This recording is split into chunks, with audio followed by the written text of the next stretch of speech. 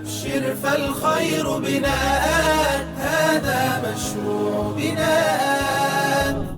السلام عليكم ورحمة الله وبركاته. أهلا وسهلا بكم في منصة بناءات. اليوم سنبدأ بمقدمة للبناء الجنسي. ما هو البناء الجنسي أو ما يسمى التزكية الجنسية أو ما يسمى التربية الجنسية؟ وهو بعيد كل البعد عن الثقافة الجنسية. الثقافة الجنسية هي بين قوسين ما يسمى معلومات، وأحيانا تكون هذه المعلومات مشوهة عن طريق الإنترنت أو عن طريق الأصدقاء أو عن طريق أي مصدر آخر مشوه أو غير صحي.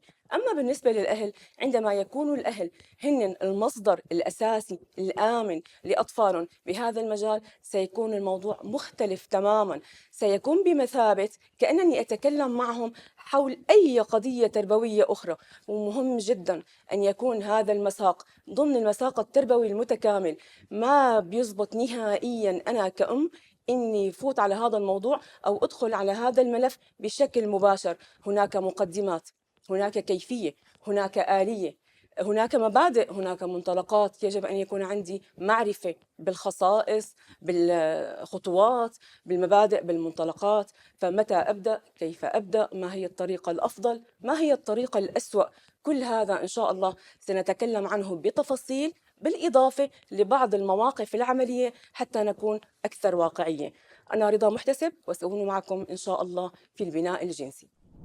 أبشر فالخير بناء، هذا مشروع بناء.